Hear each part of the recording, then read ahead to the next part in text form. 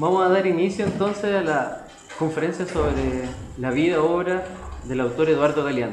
Yo les voy a leer en primera instancia una pequeña biografía que está basada en gran parte a la biografía que realizó la editorial Siglo XXI sobre el autor. Eduardo Galeano nació en Montevideo el 3 de septiembre de 1940, en el seno de una familia católica de clase media, bajo el nombre de Eduardo Germán María Hughes Galeano, hijo de un empleado público y de un gerente de librería. Fue criado en un ambiente de profundas convicciones católicas. Tuvo una larga carrera tanto en el plano personal como en el profesional. Con tan solo 13 años empezó a publicar caricaturas en el diario El Sol, un periódico socialista de Uruguay, bajo el seudónimo de Hughes, por la dificultosa pronunciación en castellano de su primer apellido.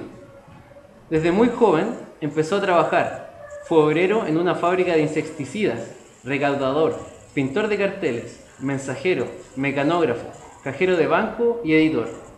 Desde sus inicios estuvo vinculado a causas políticas y fue defensor de la ideología de izquierdas. En esa misma línea, y siendo miembro de la Juventud Socialista, iba de pueblo en pueblo a hablar de socialismo ante la mirada atónita de aquellos pocos que le paraban a escucharse. La publicación de su libro Las venas abiertas de América Latina en 1971 coincide con una época plagada de enfrentamientos sociales, políticos e ideológicos en la región. Entonces, Galeano trabajaba como periodista, editor de libros y empleado en el Departamento de Publicaciones de la Universidad de la República. Sobre dicha obra, el mismo autor se refirió una vez: "Yo creo que ese libro es un disparate que proviene de la imaginación colectiva. Muchos de los relatos los recogí en los caminos que anduve por América y otros son producto de la imaginación. Pero tanto en un caso como en el otro, yo creo que lo que el libro expresa es una porfiada fe del autor en un hecho humano fundamental, que es el derecho de soñar, sin el cual la pobre esperanza se moriría de hambre. ¿Qué podríamos creer? ¿Qué podríamos esperar? ¿Qué podríamos amar? Porque en el fondo uno ama al mundo a partir de la certeza de que este mundo, triste mundo convertido a veces en un campo de concentración, contiene otro mundo posible. Un mundo posible que hoy estamos viendo asomar en América Latina". En la década de los 70, un grupo derechista militar uruguayo lo encarceló. Por esta causa se marchó a Argentina. Sin embargo, allí le ocurrió lo mismo. El régimen de Videla tomó el poder tras un sangriento golpe militar y su nombre fue agregado a la lista de aquellos condenados por los escuadrones de la muerte. En su obra Días y noches de amor y de guerra, de 1978, plasmó su experiencia vivida en los días de la dictadura argentina y uruguaya. Luego se exilió en Cataluña, España, donde publicó en revistas, colaboró con una radio alemana y un canal de televisión mexicano. En ese periodo escribe su famosa y premiada trilogía Memoria de Fuego, la cual, publicada entre 1982 y 86, nos cuenta la historia de América Latina desde la creación del mundo hasta nuestros días, a través de pequeños relatos en forma de prosa. En 1985 regresó a Uruguay, donde fundó y dirigió su editorial llamada El Chanchito y varios semanarios. Una de sus facetas más conocidas fue su pasión por el fútbol, la cual se ve reflejada en su libro Fútbol a Sol y Sombra de 1995, en la cual se lamentaba de que los intelectuales no hubieran sabido captar su verdadero significado y de que siempre se haya creído que el fútbol atrofia la conciencia del pueblo y le impide pensar con la cabeza. El propio autor reconocía que desde niño quiso, como todos los uruguayos, ser jugador de fútbol, pero que por su absoluta falta de talento no tuvo más remedio que hacerse escritor. Recibió en vida numerosos premios, reconocimientos, distinciones y doctorados por universidades internacionales. Abogó constantemente por las ideas que condenan al neoliberalismo y continuó apostando por un socialismo real. Insistía en la crítica situación en la que se encontraba y encuentra Latinoamérica, sobre todo entre las nuevas generaciones que no creen en la democracia. Según él, cuando un gobierno adopta soluciones que comprometen a diferentes generaciones, tiene la obligación de consultar al pueblo, porque son soluciones que tendrán repercusiones durante mucho tiempo. Eduardo Galeano falleció el pasado lunes 13 de abril a los 74 años de edad, a causa de un cáncer de pulmón, en su ciudad natal, Montevideo, Uruguay. En Galeano han convivido el periodismo, el ensayo y la narrativa, pero será sobre todo reconocido como un cronista certero, valiente, que recordaba el pasado para analizar el futuro que estamos dejando. De trato cordial y de perpetuo buen humor, creía que el mejor de sus días es aquel que debe estar todavía por venir. Luego de esto, vamos a dar paso a la exposición del profesor Francisco Sasso, profesor del Instituto de Filosofía. Profesor. Muchas gracias. Yo agradezco la invitación de todo corazón. Yo no hago ninguna exposición, voy a hablar algunas cositas, como se dice en Chile, ¿no es cierto? Cuando uno se quiere sacar el pillo de una conferencia bien hecha, digamos, bien armada.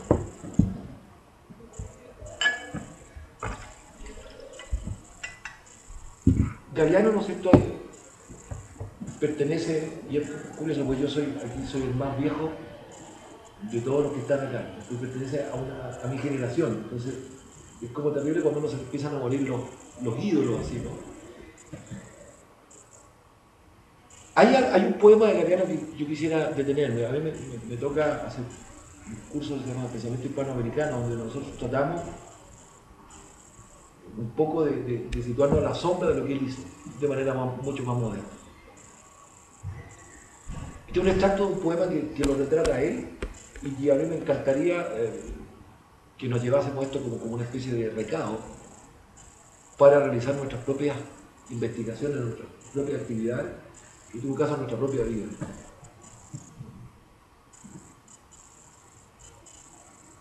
Leíamos, ¿no es cierto?, aquí, escuchábamos a nuestro amigo, ¿no es cierto?, en el crecimiento de él como niño, qué sé yo, pero hay algo en algunas personas que uno puede llamar cariño, amor, o una cierta disposición a encarnar aquellas cosas en las cuales ha sido criado, que ha leído, ¿no es cierto?, que se ha comprometido. Él hablaba siempre en general, ¿no es cierto?, haciendo un resumen de su obra magnífica, donde hay que poner incluso las caricaturas, de una posición antiimperialista, sobre todo en lo que él señalaba junto con otros autores, lo que era la historia del despojo. Ahora, no es extraño, publica en 1971 Las Venas Abiertas de América Latina, y es una combinación o un tiempo, ¿no es cierto?, lo veo hacia el pasado, donde la década del 60 en América y en el mundo fue muy importante. La Revolución Cubana, lo que se llama la posición de los pueblos no alineados, la independencia africana, que no puede soslayarse, y el mundo también en esta mirada, ¿no es cierto?, de lo que eran los socialismos reales con comillas occidente, OTAN incluida, ¿no es cierto?, y Europa en su construcción, etc. Los años 60 son no solamente la explosión de los Beatles, ¿no?, o de otras, sino son unos años cargados, yo diría, de un momento, pero de una disposición, sobre todo en América Latina. Usted lo puede ver desde la pintura a la literatura, desde la teología, incluso hasta la ciencia, de una idea de hablar, como el libro de 10 años antes de Frantz Fanon, ¿no es cierto?, Los Condenados de la Tierra, de hablar desde la posición, ¿no es cierto?, de aquellos que se sentían, o que nos sentían, ¿no es cierto?, despojados, o en este avance, ¿no es cierto?, del imperialismo, ¿no es cierto?, que en ese tiempo se manifestaba sobre todo en Vietnam, etc. Y hay un poema de él que es extraordinario. Dice, yo voy a sacar algunos extractos y con esto voy a armar mi cuento de esta noche. Sueñan las pulgas con comprarse un perro, y sueñan los nadies con salir de pobre. Que algún mágico día llueva de pronto la buena suerte, que llueva cantan en la buena suerte. Y termina, ¿no es cierto?, después, por mucho que los nadies la llamen, los nadies, los hijos de nadie, los dueños de nada, los nadies, los ningunos, los ninguneados. Es esta la opción que en esta época se ve como muy clara. Había un sector que había hecho literatura, que había escrito, que había hecho historia, salvo contadas excepciones, colocó a Mariátegui y aquella otra. Pero en general era una especie de repetición de lo que sucedía en otros centros del saber y en otros lugares políticos.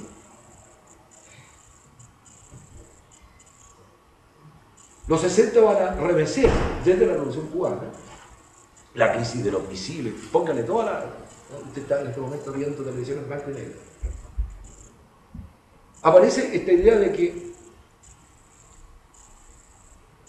se puede hacer, comillas, la revolución, que no es para pasado mañana, sino que es ahora. Y que probablemente, posiblemente, las revoluciones que salgan de este lado de la tierra van a ser, comillas, mejores que las que han sucedido en el pasado. Se empieza a leer de otra manera la Revolución Mexicana. Empiezan a aparecer, ¿no es cierto?, en Chile de los años 50 viene formándose una especie de partidos de izquierda que se van a articular en 58, ¿no es cierto?, aunque gana Alessandri, después en 64, ¿no?, se presenta ahí, y por último en el 70, cuando sube la Unidad Popular. Es decir, para mi generación, voy a decir una exageración a partir de este poema, la esperanza estaba a la vuelta de la esquina. El continente había como una especie de sensación en la gente de izquierda, de que era posible. Cuba lo había hecho, un país, ¿no es cierto?, tan cerca de Estados Unidos, tan dependiente. Se podían sanar aquellas situaciones fallidas que habían ocurrido, qué sé yo, en América Central o en otras partes del Caribe. Decíamos, dedicarse a los nadie, los hijos de nadie, los dueños de nada, hoy día puede parecer como un tópico común en los grupos que podemos llamar alternativos. Me adopto como nadie, soy nadie, me he visto incluso como nadie. Rechazo aquello que el sistema me entrega. Pero hacerse cargo en serio de esto es bien difícil. Requiere entender, no desde un sitial de un autor o de un profesor o de un intelectual, a esto que se llaman los ninguneados. Y usted se mete en los años 60, hasta muy entrado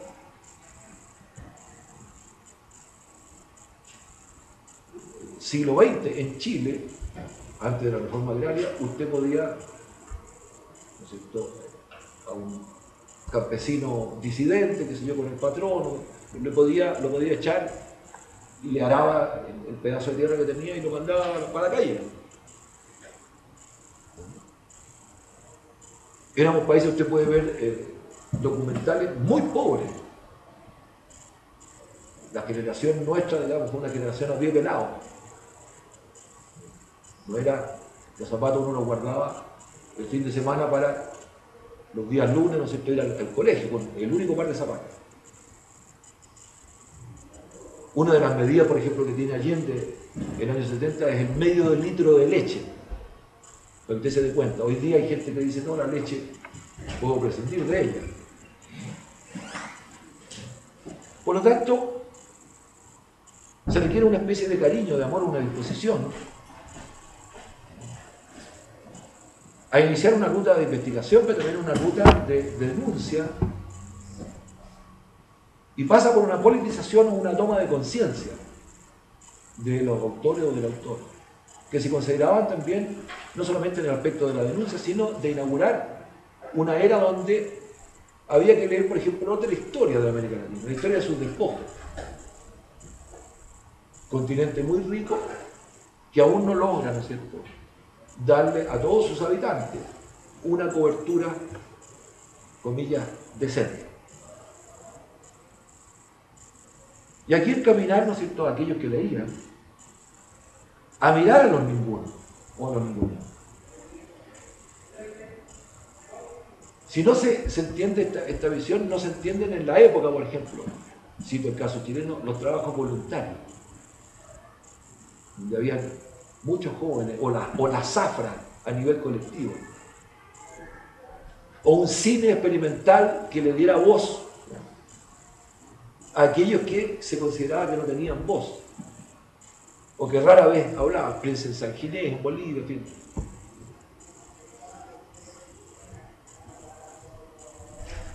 Galeano entraba en una larga tradición que podríamos llamar hoy día la liberadora. Y que se va a transparentar también en la literatura. Los años 60 son los años del boom literario. ¿Qué es el boom? Es por primera vez, probablemente fuera del criollismo que era hecho en un gabinete lejos, qué sé yo, era entrar a entender cómo hablaban y cómo se expresaban y cuáles eran los miedos reales o mágicos que tienen los pobladores, los habitantes de distintos países de América Latina. Sí, los grandes textos de García Márquez, ¿no es cierto?, en 100 años de soledad, que era una mezcla, ¿no es cierto?, de dialectos de la costa, con estructuras paisas muchas veces, comas, o la ausencia de comas que venían del barroco español, una especie de sincretismo genial, y que nos hacía mirarnos. El primer Vargas Llosa, La ciudad de los perros. Las indagaciones desde el punto de vista, sin negar el aspecto literario, el creativo, de Donoso, pero el lado de la burguesía, así, entendiendo cómo estábamos hechos, cuáles eran nuestros miedos, cuáles eran nuestras posibilidades. ¿Cómo será estudiar, como en ese libro, ¿no es cierto?, mexicano, que dice La visión de los vencidos? ¿Qué visión tenían los indígenas cuando aparecen los barbujos? ¿Qué choque produjo? No desde el punto de vista del encuentro, sino desde el punto de vista de la sumisión, por ejemplo, cuyo eco quedaría todavía, normalmente en el habla popular entre nosotros, cuando dice se me salió el indio. ¿Cómo darle visibilidad, dicen, a aquellos que eran invisibles en nuestras propias ciudades?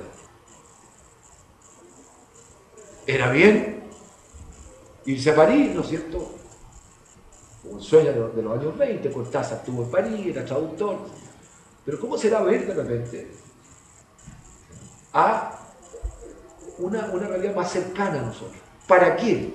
Para solazarnos, ¿no es cierto?, en cómo habla un cholo, ¿no es cierto?, de las alturas, o para comprender justamente cuáles son aquello que García Márquez decía de repente,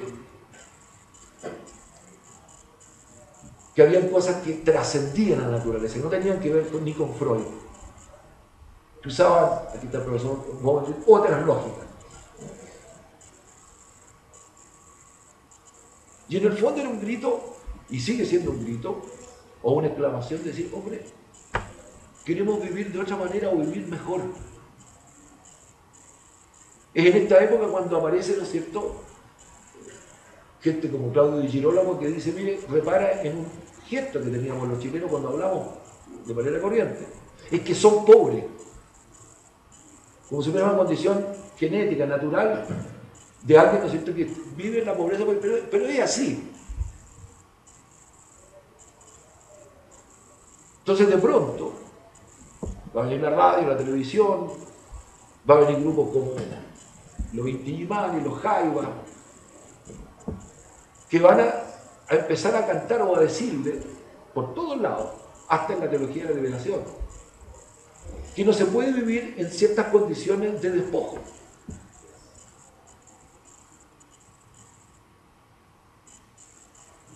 Y que hay que cuidar la economía, y que hay que cuidar la macroeconomía, y que hay que cuidar una serie de cosas. Sí, pero hay que cuidar también, y aquí aparece casi en contrasentido, al hombre, a la mujer, a los niños que viven en estas tierras. No aquellos que aparecíamos en la foto.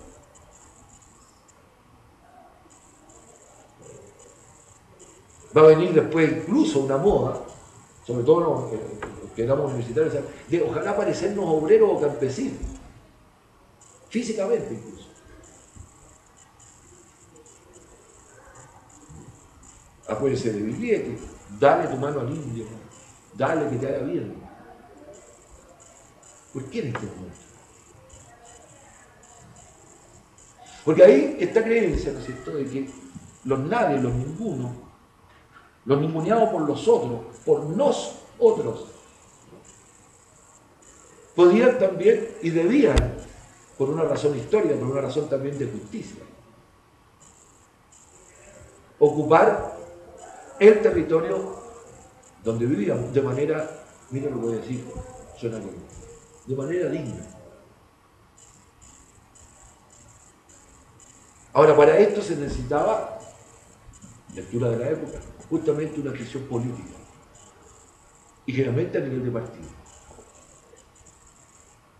Porque si no, estas reivindicaciones se diluían en el enemigo interno, que era la burguesía nacional, pero la burguesía nacional a su vez supeditada a las grandes, ¿no?, conglomerados de burguesía internacional, imperialista.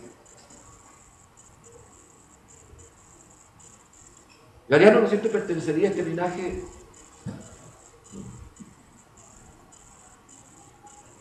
que ofreció una especie de didáctica con su vida y con su obra, una didáctica simple,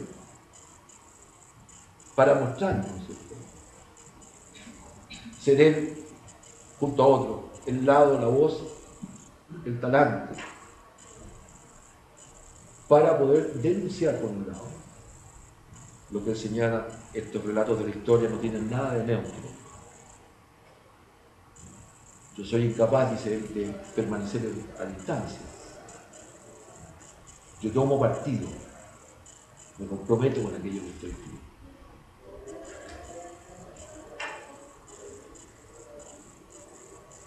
La idea en la época no es un poco para reparar la injusticia o el lugar que ocupa la historia, lo que ya constituiría una revisión, sino para inscribir las posibilidades de otra historia o de otras historias. Hoy día nosotros nos complacemos en hablar de historia hegemónica, no hegemónica, alternativa, contra alternativa, en fin.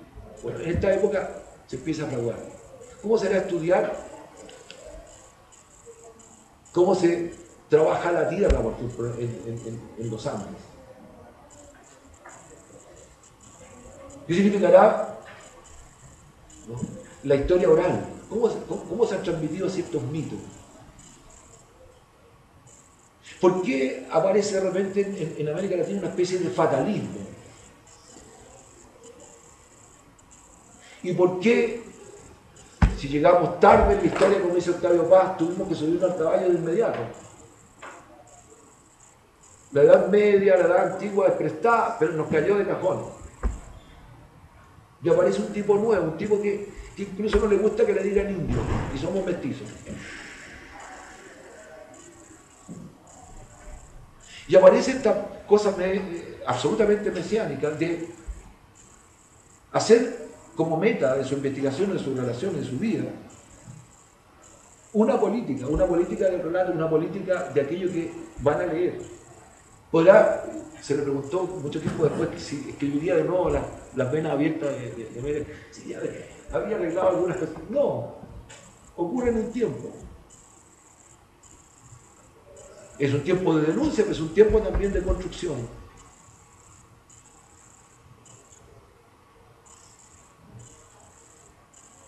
Ahí uno podía entender lo que Montaigne, ¿no es cierto?, en su ensayo, en el libro tercero, cuando ahora dice, comillas, tantos millones de pueblos pasados por la espada, en aras del negocio de las perlas y de la pimienta, punto suspensivo. Descubríamos que incluso aquellas cosas que nos habían enseñado. Él viene de una familia católica, la gran mayoría de América Latina tiene ese sustrato. Y voy a contestar con una película que de repente ya no bastaba con rezar únicamente, sino que había que sumarse a una especie de esfuerzo colectivo por efectuar una mejor instalación del hombre americano. Galeano yo lo tomo junto con otros grandes autores, ¿no es cierto?, como un hombre dispuesto, ¿no es cierto?, a darle la voz a estos ningunos, que somos nosotros de repente. A mí me gusta citar mucho a Atelier, que dice lo mismo tiempo después. No escribo ni para ti ni para los críticos, yo escribo para la niña que nadie saca a bailar. Tiene que ver con eso. Es en contraste, si usted quiere, hoy día con lo que ocurre con el neoliberalismo, que nos habla a cada uno y a cada uno nos vende la pomada de que somos amigos del guionista.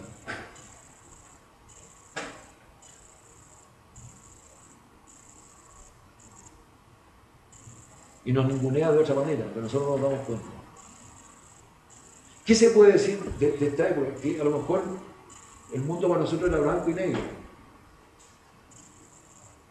Porque no basta la denuncia únicamente. No basta escuchar todo Quilapayún para decir que uno lo puede hacer. Tenía que ir amarrado con algo de acción. Y la vida de Galeano es eso. Primero, hacer visible aquello que estaba invisible. Y segundo, poner el énfasis en aquellas partes de la historia, en aquellos textos, en aquellas historias orales, en esa oralitura de la que habla Chihuahua, en la cual no habíamos reparado o no nos interesaba. ¿Qué historia puede contar Valparaíso? ¿Qué historias puede contar Valparaíso? Depende de donde yo me sitúe.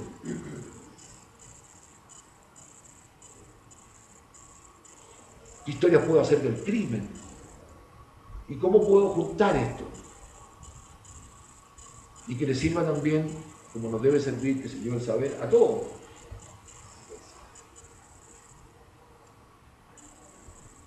Respecto de la mujer, respecto de los niños, respecto de la sociedad.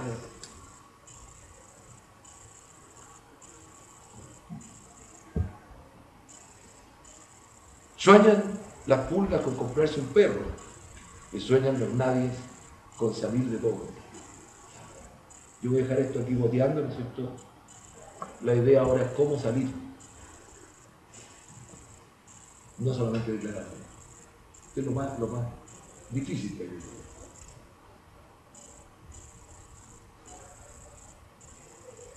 No basta con establecer hoy por hoy una cronología de las exacciones, del despojo, sino ver cómo evitar que eso no se produzca.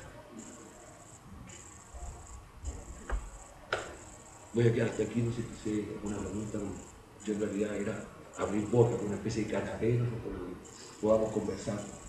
Se abren las palabras al público presente, por si tienen algún comentario.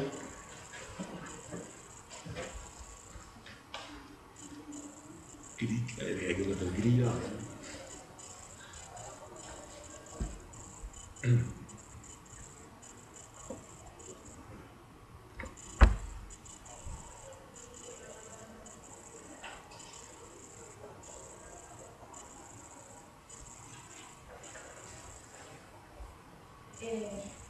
Que en algún momento hubo una denuncia de despojo que tiene que haber como una raíz de ese despojo. En la escena abierta de América Latina, como todas las definiciones, esa raíz de la riqueza de la ciudad que se veía aquí. ¿Será esa la única razón del despojo? ¿O tiene que ver algo también con la mentalidad de estos años? Una mentalidad un poco más civil. Los antropólogos tienen una cuestión conceptual, tienen dos formas, hay más, digamos. Hablan de la aculturación, que siempre es violenta, y la transculturación. Nosotros tuvimos primero una aculturación muy dura, muy violento. El mundo indígena se va a subsumir, lo van a subsumir, hasta que aparezca por otro. Sigue apareciendo siempre. Vea usted lo que ocurre el día, digamos, en el sur nuestro, ¿no?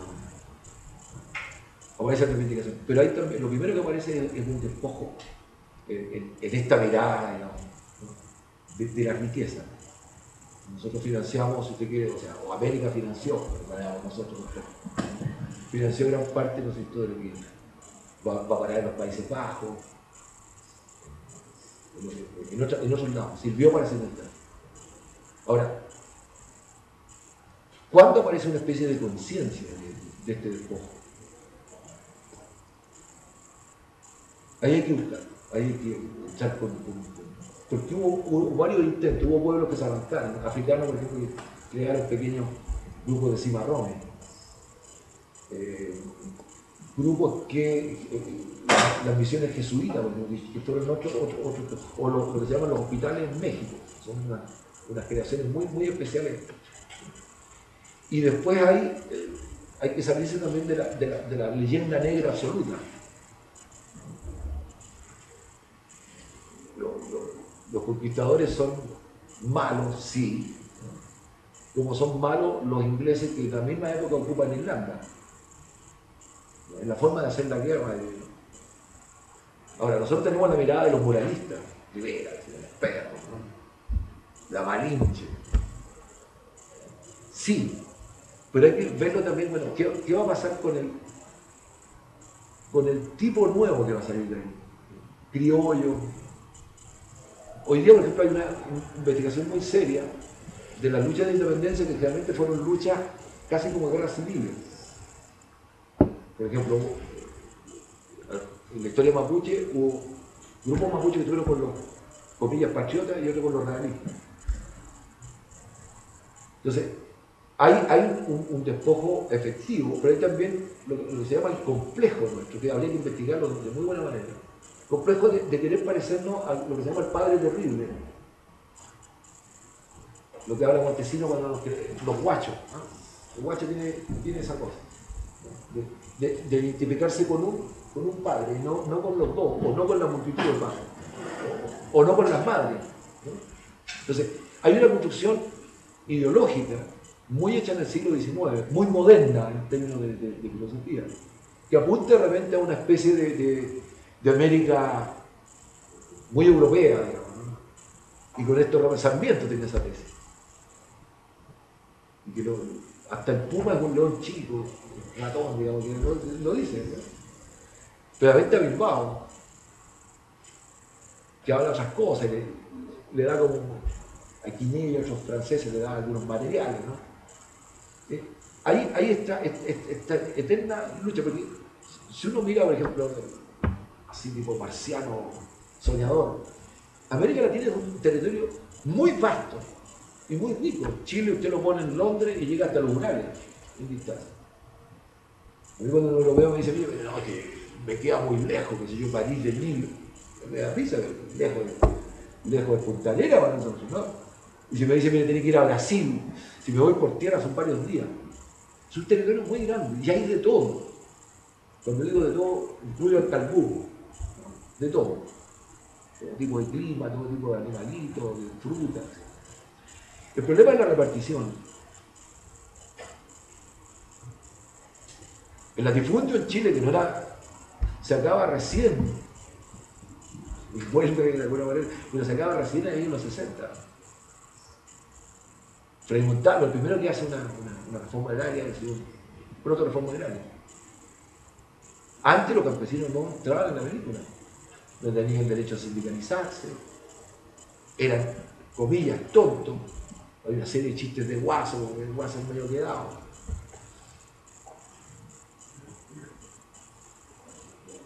Entonces, yo creo que hay una especie de desconfianza obvia de repente en nuestras propias fuerzas. No, que los latinoamericanos, o por ejemplo, usted lo escucha, que el chileno es flojo. Y estas cosas, ¿quién la hizo? La levantó. O los mayas no pudieron hacer las pirámides, fueron los marcianos, fueron los extraterrestres, los reptilianos. ¿Ya? Entonces, y también nos estamos siempre como comparando, y ahí entra lo que se llama el complejo olímpico. No soy acomplejado, que soy moreno. Sí, no soy Brad Pitt. Y qué bueno que sea moreno, si se da de todo. Les va por ahí. Pero eso necesita una reivindicación política. Lo que le costó, por ejemplo, a Bolivia aceptar a un presidente como Evo Morales. Se da una paradoja, un país que tiene presencia indígena muy grande. Yo me excusaba en quechua de Aymara, pero era un elite, ¿no? Que era la que se podía hacerse cargo de. Hoy día no, eso está cambiando. La figura de los africanos, de los afroamericanos en nuestros países, es una figura que casi se toca con pinza. Cómo llegaron, quién los trajo, quiénes se enriquecieron. El racismo que tenemos nosotros actualmente. No, las colombianas se vienen a mirar los maridos, etc. Entonces, pero lo principal en este tiempo era la cosa económica. ¿Quién controla esto? Es bien racista. Controla los medios de producción, ¿no es cierto? Controlaba el poder. Si no, pregúntele a ellos. Pero esa está ahora, que hay que hacer muchas más excavaciones para sacar la luz a cada rato. Hay cosas muy arcaicas en nosotros y muy nuevas y muy poco. También somos hipsters, lo digo en serio. Chile ha aparecido una multitud, en América en general, eco del mundo. Hay veganos en Chile, etc. En mi época, si alguien ayunaba, estaba enfermo. Entonces, son épocas diferentes, pero hay esta especie de, yo diría como Murray, además, los conglomerados o capas, no sé qué había que leer de otra manera. Piensa usted, en la misma época está lo que se llama la teología de la liberación, los diálogos cristiano-marxistas. ¿Qué cosas podían tener en común? Como una teología que se encarnara, que trabajara para y por los pobres, que eran el fundamento fuerte de la iglesia, etc.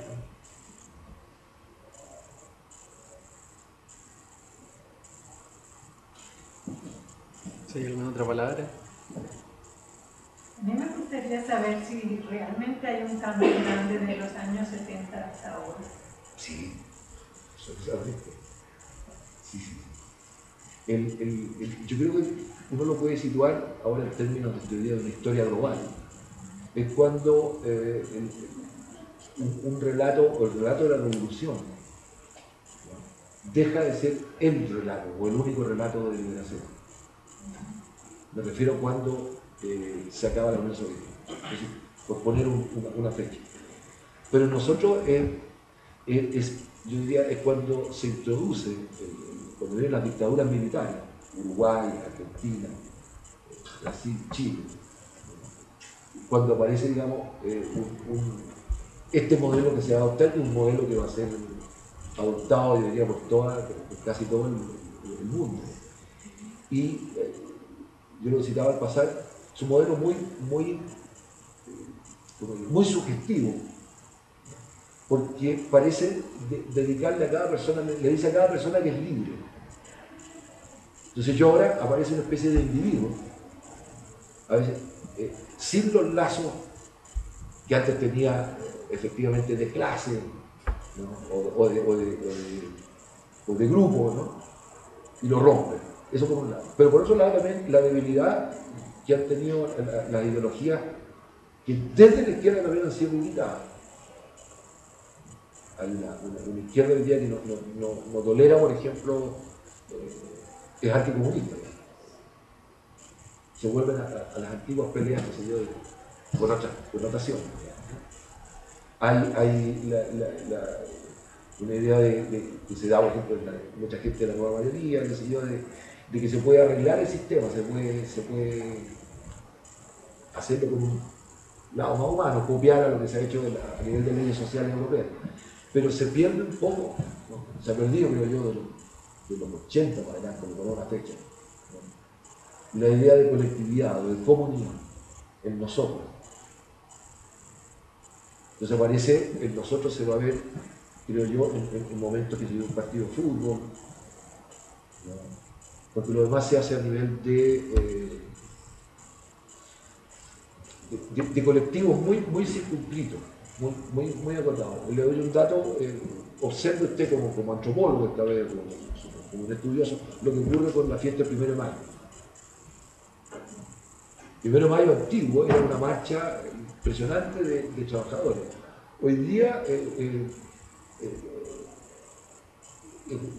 van los trabajadores, pero también van otros tipos que van a romper la marcha, tanto por el lado probablemente deben venir lateados, y otros porque están en contra de este tipo, están en contra del Estado. Entonces empiezan a entrar como en conflicto grupos que debieran unirse, una cuestión como el Maquiavelo. Pero no nos podemos unir o no pueden unirse porque el concepto de hombre, el concepto de sociedad está muy difuso.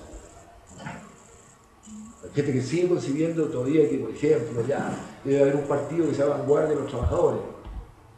Hay clases sociales en Chile, la clase media que no se considera proletaria. Por lo tanto, tiene aspiraciones de pequeña burguesía hacia burguesía. Cambió. La expectativa antes era, si usted quiere, más colectiva, con disensión y con, ¿no? Y pensando también en una forma, yo diría, continental. Hay luchas que son continentales hoy día, la lucha, por ejemplo, de los jóvenes por la educación, ¿no? que hay unos traspasos, pero hay, todavía yo diría, voy a hablar de manera política y no soy ningún político, ni menos, ¿no? Todavía no estamos maduros con paro general, con una huelga general.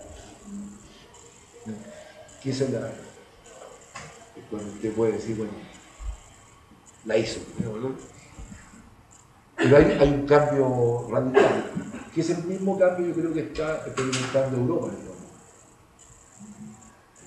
Lo que sucedió en España, lo que ha sucedido en Grecia, por las razones que sean, hacen desconfiar, ¿no es cierto?, del sistema, y hay gente que se está saliendo, ¿no? Y aparece la ultraderecha, caso de Francia, Le Pen, compañía, ¿no es cierto?, y en Austria, luego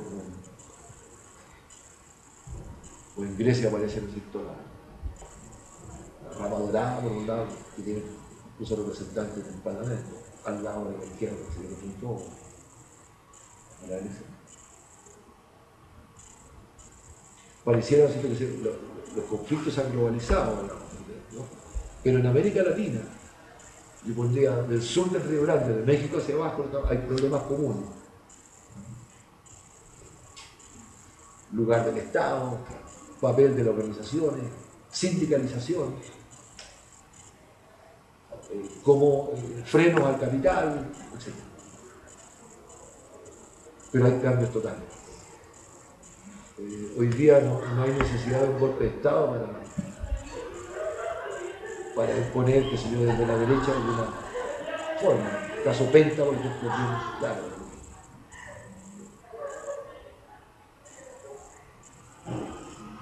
Entonces, yo pondría a nivel de los 80, sí, cuando entra el sistema neoliberal se adopta por lo menos en Chile y en otras partes como Uruguay sobre todo, y Brasil.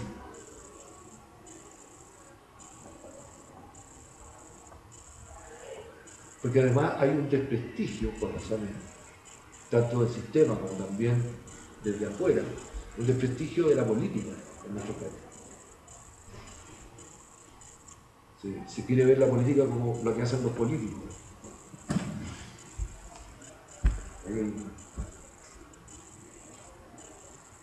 Pinochet ya decía, los señores políticos, de manera despectiva. Entonces, las demandas que son muy legítimas, creo yo que en nuestros países necesitan una articulación mucho más a gran nivel, ¿no? Pues si no, yo discuto por el agua, otro discute para que no se instale una antena de... Pero no se pone en juego el sistema neoliberal. Entonces, hoy día, de los intelectuales, de los estudiantes, historiadores y filósofos, es cómo pensar justamente las otras posibilidades, sin dejar de actuar en lo que se tiene que hacer. Pero en ese tiempo era como, puede decir un estudio, como más fácil, ¿no? El enemigo era ese, se pensaba en términos de blanco y negro. Éramos más tontos también. La vida era así. Hoy día no, hoy día tiene mucho más matices, porque es mucho más rica, es mucho más lo que está pasando con los inmigrantes, con las guerras en Medio Oriente, lo que pasa, qué sé yo, con la aspiración de género, en la situación de la mujer, derechos de los niños, derechos del ciudadano, derechos ecológicos que deben tener las comunidades, etc. Es mucho más complejo lo que usted. Pero yo creo que hay una inmensa mayoría, creo, en el mundo que piensa que las cosas van a cambiar. Yo soy optimista al respecto. ¿Alguna otra cosa? Profesor, en relación a lo que usted planteaba sobre la pregunta anterior del cambio de lo actual, ¿cómo se puede entender la figura de Galeano tanto en forma como en fondo en lo que ocurre cuando él se muere? Me refiero a la sutileza y la sensibilidad extrema del pintor, al equilibrio y al compromiso a través de la acción y no solo de la palabra. Ahí va a depender, yo creo, de cómo uno lo lea y cómo uno lo adquiera. Hay autores que casi no se leen hoy día. Y hay otros que comienzan como a... Yo creo que el gran legado de Galeano es, mire, leamos de esta manera. Es que no es la canónica ni es la correcta. A ver, ¿quién lo dice? Y por otro lado, yo vería esta idea de estar de repente con los que pierden la pelea. De estar en el otro sector. Que es difícil. ¿Cómo será eso de sacar a la niña a bailar a la niña que nadie saca? ¿No es mejor sacar a la reina de belleza? Sí. Entonces yo creo que prestarle atención, un poco lo que hablábamos en la mañana, a ciertos detalles, es considerar al otro como igual, como un maestro.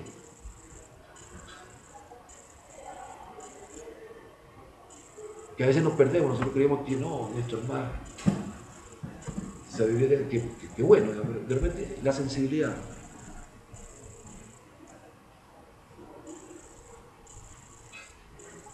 ¿Qué hay en ese temblor, en ese gesto, en esa mirada, en ese borracho? Los que son cristianos deberían tener problemas. Pero bueno, que no son cristianos, hay un mandato, diría, político. El proletario del mundo unido no es un chiste al azar. Es decir, todos aquellos que padecen explotación debieron unirse. ¿Por qué? ¿Para qué? ¿Cómo, está en el manifiesto si quiere, cómo volver, Benjamin también lo habla, a ver ciertas cosas como sagradas, sin ser religioso? Es lo más difícil. Sacralizar de nuevo, no sé, cosas que uno nunca debiera hacer, pero las hace. Casi como un imperativo de deber ser kantiano, pero no es así, ¿no? Más sutil. Porque ahí está el libro. Cuando Neruda escribe al final, digamos, de altura de Machu Picchu, ¿no es cierto?, se pregunta por los que construyeron la ciudad. No es solamente los que hayan conocido Machu Picchu en sobrecoge, ¿no?, del aire, el aire como una red vacía, ¿no?, lugar de los condes. Si coloca la voz del gato al quinto, mejor todavía. Pero ¿cómo la construyó? ¿Qué pusiste en la base? ¿Cómo lo hiciste? Y una cosa que nos interpela a todos, que nosotros vamos a ser profesores, ¿cómo vas a hacer clase? ¿Cómo vas a tratar al prójimo que es más pequeñito que uno? A tu compañera. ¿Cómo vas a tratar, voy a poner más malo todavía, al carabinero?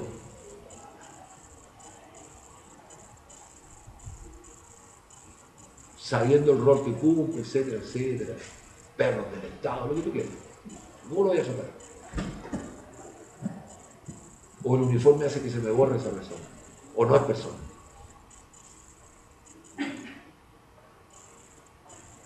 Es la malvada y malparida idea de la justicia. Esto no significa que yo voy a andar vestido con unas alitas de ángel, con unas flores, o la vida, eso es una performance. ¿Cómo me voy a relacionar con los otros? Sobre todo con los más débiles, entre comillas, donde yo he sido también y puedo ser y soy el más débil. Es el fundamento de la ética. La puedo fundar en razón, ojalá, pero también la puedo fundar en un sentimiento más profundo, que es pertenecer a esta comunidad de seres humanos, es una idea filosófica reciente, y podemos vivir de otra manera.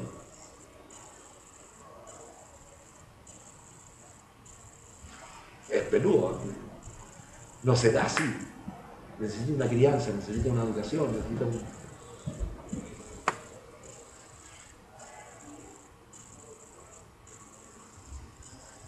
Y es más, no basta con que una generación la tenga. Entonces, ¿qué hay que buscar en Galeano? Yo diría lo que uno vaya a buscar encontrar. Hay gente que lo va a buscar desde el punto de vista del estilo, de la estética, ¿sí? Pero también, como usted decía, de ese contenido.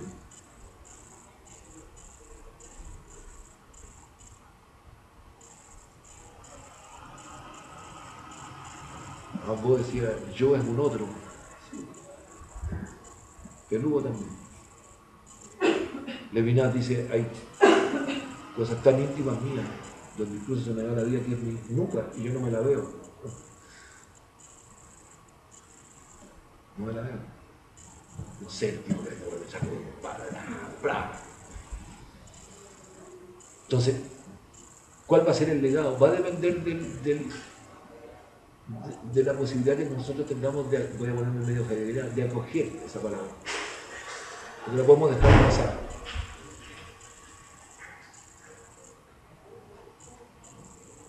Hay gente que redescubre hoy en Perú a Mariátegui.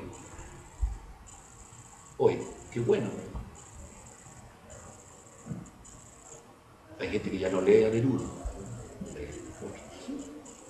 Pero de repente hay una frase, hay algo que me puede servir.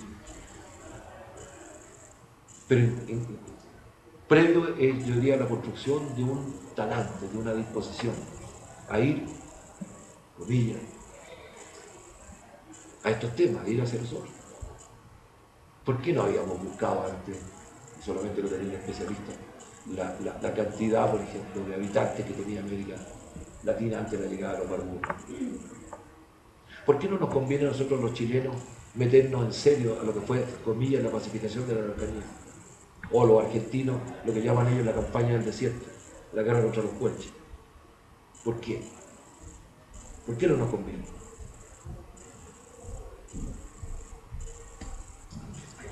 Pero los latinoamericanos nos salvamos gracias a que llegaron los españoles, los conquistadores. Ellos fueron los culpables. Pero es lo que hemos hecho nosotros durante la vida independiente. ¿Cómo nos hemos comportado? Esto no significa un mundo idílico donde va a mandar todo de la mano. No, hay problemas. Pero podemos solucionar, ya estamos en el siglo XXI. Uno esperaría. Y solucionarse con algunos problemas básicos. Básicos.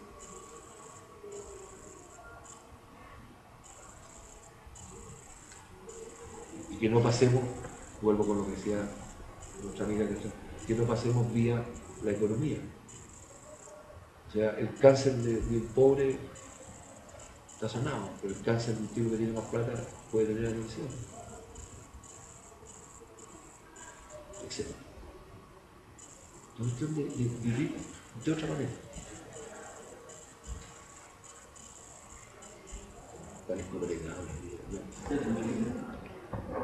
¿Algún otro comentario? ¿Alguna palabra? Yo voy a tener que dejarlo porque Bueno, vamos a cerrar. tengo clase en algo y medio, así que perdón. Bueno, El Estado me impone eso. a mí me gustaría cerrar esta charla agradeciendo al público, ¿no es cierto?, al público presente, al profesor, y decir que, bueno, destacar la vida y obra de Galeano, más allá de su aporte estético, ¿no es cierto?, teórico, Y léanlo. rendirle un homenaje, tal vez, no sé, como él lo hizo, denunciando y comprometiéndose en la acción, pues, el día a día, y aportando también, ¿no es cierto?, a construir este mundo distinto, este mundo posible del que Galeano hablaba. Así que le agradezco, muchas gracias, y se extiende la invitación a las futuras actividades que realiza el taller de pensamiento latinoamericano y de estudios de Colonia. Muchas gracias, profesor. No.